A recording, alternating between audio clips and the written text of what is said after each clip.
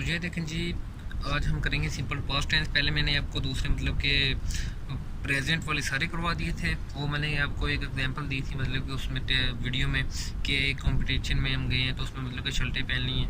तो वो वीडियो पहले देखें, ये मतलब कि बाद में देखें, क्योंकि वो देखेंगे तो आपको सारी समझ आ जाएगी, फिर आप इजीली इसको मतलब कि सोल्व कर सकेंगे। तो वो है जी सिलेबस लेक्चर नंबर 1। तो ये है जी lecture number 2 simple past tense. ये सिंपल पास्ट टेंस स्टार्ट करते हैं अब हम। तो ये देखें जी, जब हम पॉजिटिव इसका स्ट्रक्चर बनाएंगे तो पॉजिटिव में जब हम सेंटेंस बनाएंगे सब्जेक्ट, फिर जी आ जाएगा प्लस वर्ब की सेकंड फॉर्म, फिर आ जाएगा जी ऑब्जेक्ट। इसमें हमने याद रखना है जी सब सिंपल पास्ट टेंस है ना, जो सिंपल पास्ट है तो वो मतलब कि यूज़ होता है जी मैं ये काम नहीं करता था इसमें आ जाता है। उसमें जो प्रेजेंट इंडेफिनिट था उसमें आता था जी मैं ये काम करता हूँ, इसमें आ जाता मैं ये काम नहीं करता था आ गया, तो इसके लिए हमने ये सेकंड फॉर्म इधर लगा दी। तो उसमें हम आई, ये देखिए अब हम आई बाय अ बुक यस्टरडे, उसमें आना था आई, इसमें बहुत सारे सेकंड फॉर्म और उसमें आई बाय अ बुक यस्टरडे आना था। तो ये देखिए जी अब नेगेटिव आ गया इधर। तो नेगेटिव जब हम बनाएंगे ना तो नेगेटिव के लिए हम सब्जेक्ट मतलब कि इधर सब्जेक्ट सबसे पहले आएगा, फिर डिड नोट आएगा, इसमें डिड आएगा। जो प्रेजेंट इंडेफिनिट है उसमें जी आता है डू डज, इसमें आएगा जी डिड। इसको हमने याद करना है, मैंने आपको बताया जी आपने सिर्फ वो शर्टें याद कर लेनी है। तो आपको ये सारे सेंटेंस ऐसे जैसे आपने मतलब कि पानी में डाल के पी लिए खुद, ऐसे आपको मतलब कि ये हिफाजत हो जाएंगे। तो ये देखिए जी नेगेटिव, तो डिड नोट फर्स्ट टाइम। तो ये देखिए जी इसमें आगे डिड, फिर नोट तो आएगा, नेगेटिव है तो फिर फर्स्ट फॉर्म यूज़ होगी, फिर टाइम। इसमें हमने याद करना है जी फर्स्ट फॉर्म यूज़ होगी, सिर्फ पॉजिटिव में सेकंड फॉर्म यूज़ हो रही है, बाकी नेगेटिव में और ये क्वेश्चन में फर्स्ट फॉर्म यूज़ हो रही है। सिर्फ फ़र्क क्या है उसमें मतलब कि जो प्रेजेंट का सिंपल है उसमें और इसमें पास्ट के सिंपल में फ़र्क यही है, डिड इसमें डिड यूज़ हो रहा है, उसमें डू डज यूज़ होता है जो मतलब कि दूसरा प्रेजेंट का है। तो ये देखें जी अब नेगेटिव हमने बना लिया क्वेश्चन, डिड आई, फिर फर्स्ट फॉर्म यूज़ हो रही है देखें, फिर ऑब्जेक्ट यस्टरडे इसमें टाइम मेंशन करेंगे। अगर मतलब कि ना भी करें तो इसमें हम डिड को जब देखेंगे हमें पता चल जाएगा जी ये पास्ट की है। तो ये देखें जी डिड आई, ये फर्स्ट फॉर्म यूज़ होगी, ऑब्जेक्ट फिर यस्टरडे। तो ये देखिए हम एग्जांपल के जरिए आपको बताता हूँ। और पॉजिटिव जो बनाएंगे I both a book yesterday, मैं मतलब कि ये किताब मैंने यस्टरडे को खरीदी थी, परसों खरीदी थी। अगर हम बनाते जी प्रेजेंट में ये हमने करना था आई बाय अ बुक, यस्टरडे नहीं आना था उसमें, आई बाय अ बुक मतलब कि मैंने किताब खरीदी, फर्स्ट फॉर्म यूज़ होनी थी, इधर बाय आना था। तो ये देखिए जब नेगेटिव बनाएंगे हमने इसमें सिर्फ सेकंड फॉर्म याद कर लेनी है, उसमें मतलब कि फर्स्ट फॉर्म यूज़ हो रही है, इसमें यही मतलब कि फ़र्क है। तो यही मतलब कि हमें पता नहीं चलता कि मतलब कि वो फर्स्ट फॉर्म यूज़ होनी है सेकंड फॉर्म यूज़ होनी है, सिर्फ हमने फॉर्म में याद करनी है, शर्टें याद करनी है कि कौन सी पहनी है, दूर से हमने देख लेना है। तो ये देखिए जी नेगेटिव आ गया, नेगेटिव में I did not buy a book yesterday, इसमें फर्स्ट फॉर्म यूज़ हो रही है, मैंने आपको ऊपर बताया फर्स्ट फॉर्म यूज़ होगी दोनों में, नेगेटिव में भी क्वेश्चन में भी। तो ये देखें जी ये बाय के सेकंड में बहुत साथी है। तो ये देखिए जी बाय आ गया इधर, अब book yesterday, I did not buy a book yesterday, मैंने मतलब कि ये किताब परसों नहीं खरीदी थी। तो ये देखिए जी क्वेश्चन जब आ जाता है did I buy a book, question जहाँ भी आएगा जी हेल्पिंग और बाय जो सबसे पहले आ जाएगा। तो ये देखिए जी आई सब्जेक्ट आ गया, फिर फर्स्ट फॉर्म यूज़ होगी, फिर अब बुक यस्टरडे आ गया, ऑब्जेक्ट आ गया इधर। तो ये देखिए जी ये तो हमारा हो गया कंप्लीट। तो अब हम करेंगे जी पास्ट कंटिन्यूस टेंस। तो ये देखें जी अब आ गए हम पास्ट कंटिन्यूस टेंस पे। पास्ट कंटिन्यूस टेंस पे जब आ गए हम जी, ये देखिए पॉजिटिव जब हमने इसका बनाया पॉजिटिव सेंटेंस तो सब्जेक्ट सबसे पहले आ गया जी, और फिर वाज आ गया, वाज पर इसमें यूज़ होगा। जो होता है जी ये पास्ट कंटिन्यूस है, जो प्रेजेंट कंटिन्यूस होता है उसमें इज एम और हेल्पिंग वर्ब लगते हैं, तो इसमें लग रहे हैं जी वाज वर्ब, हमने यही याद रखना है जी वाज वर्ब। तो आई एन जी फॉर्म है, जो आई एन जी फॉर्म उसमें भी यूज़ हो रही है, प्रेजेंट कंटिन्यूस में भी इसमें यूज़ हो रही है, और ऑब्जेक्ट इसमें मतलब कि आ गया इधर। तो नेगेटिव है, जो नेगेटिव में subject was were not I N G object. जब क्वेश्चन करेंगे वाज वर सबसे पहले आ जाएगा, हेल्पिंग वर्ब मैंने आपको बताया सबसे पहले, फिर सब्जेक्ट आ जाएगा, फिर आ जाएगा जी आई एन जी, फिर आगे जी ऑब्जेक्ट। तो ये देखें जी ये हम अब हमने देखना है जी वाज वर किसके साथ यूज़ हो रहा है, ये वाज है, ये वर है, ये किस किस के साथ यूज़ होगा, आई ही शी इट के साथ होगा जी was, I was, he was, she was, it was, you were, we were, they were, इसके साथ ये यूज़ होगा। तो एक एग्जांपल के ज़रिए जी मैं आपको बताता हूँ।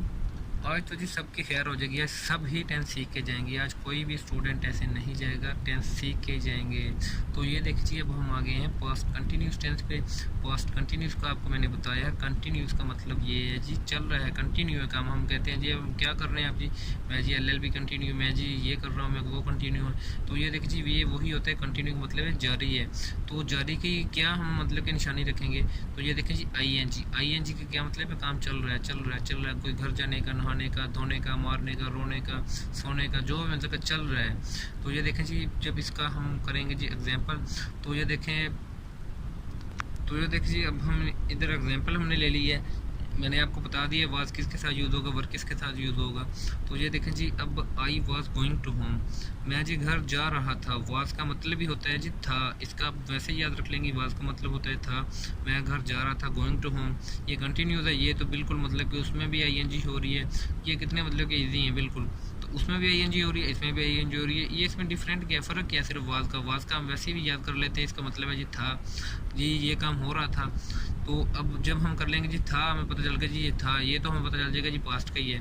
तो जब हम देखेंगे जी ING यूज़ हो रही है, फिर हमें पता चल जाएगा कंटिन्यू है।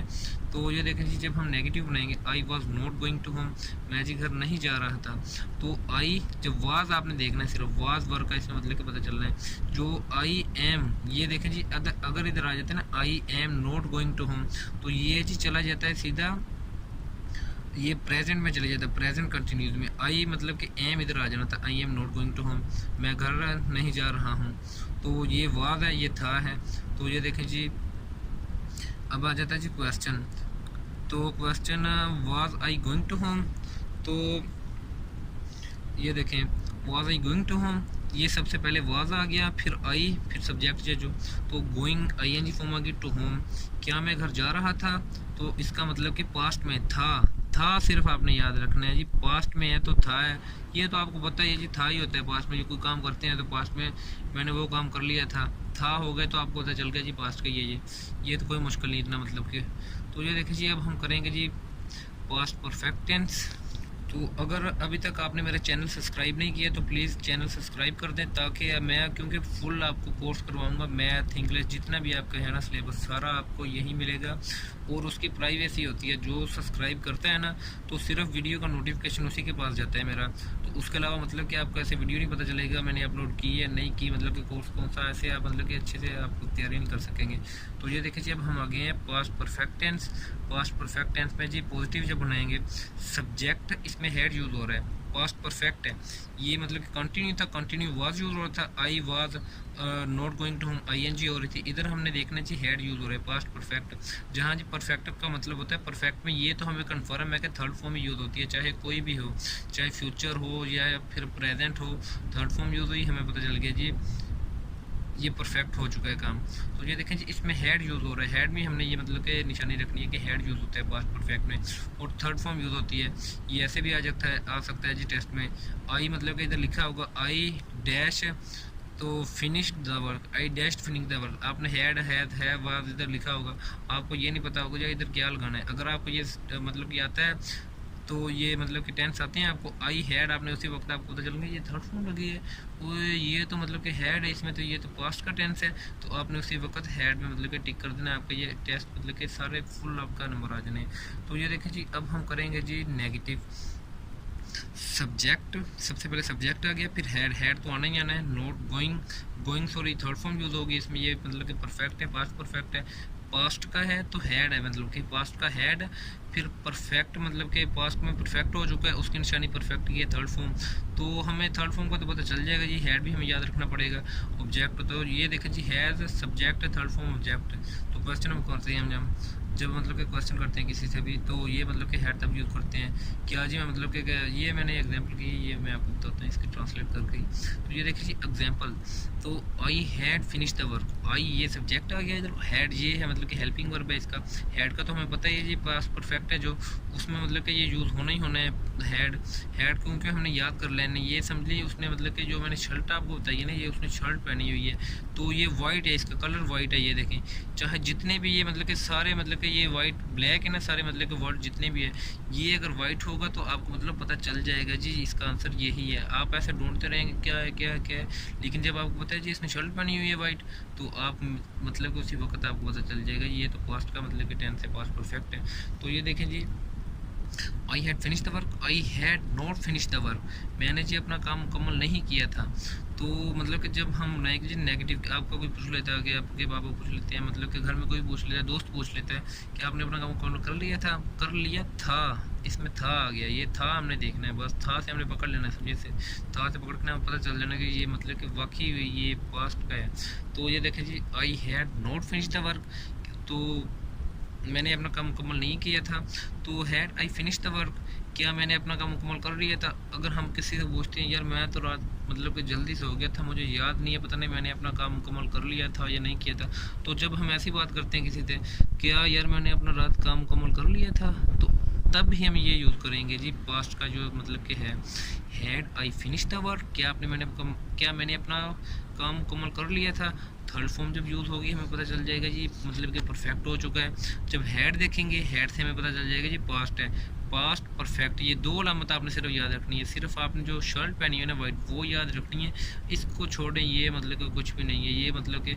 और इसके अलावा जो भी मतलब कि इसके फॉर्म में है ना, तो ये मतलब कि मैं आपको सारी सेंड कर दूंगा, तो ये मतलब कि आप कर लीजिएगा। तो उसके लिए मतलब कि आप इंग्लिश के मतलब कि आप फुल कोर्स करें, क्योंकि किसी भी टेस्ट आप दे रहे हैं ना, अगर आपकी इंग्लिश अच्छी नहीं है तो आपको समझ ही नहीं आएगी। अगर वो क्वेश्चन आपको आता भी होगा ना, आप कहेंगे यार ये लिखा क्या है, आप तो सोच के हैरान हो जाएंगे।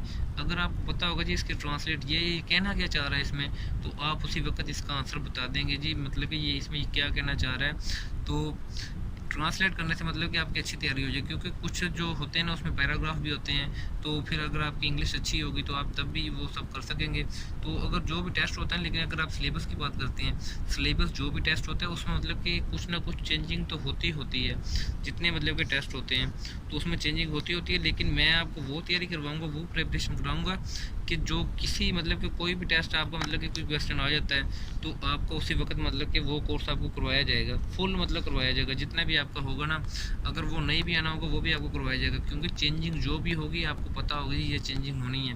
हम चेंजिंग के टाइप पे हम 5-6 मतलब कि ऐसे कर लेंगे कि जो मतलब कि एक भी हमें पता चल जाएगा भाई ये मतलब कि आ रहा है, तो 4 ना भी हैं उसमें से एक आ जाए। अगर चेंजिंग चारों में से मतलब कि पिछली बार 4 आ रहे हैं, एक इनमें से आया 5 में से, तो हम 4 और कर लेंगे उनमें से मतलब कि एक जब होगा साइड पे कर लेंगे, 4 हम वो मतलब कि हमें पता होगा एक तो आ गया, लेकिन मेहनत थोड़ी सी ज़्यादा करनी पड़ेगी हमें, लेकिन हमारे मतलब कि फुल नंबर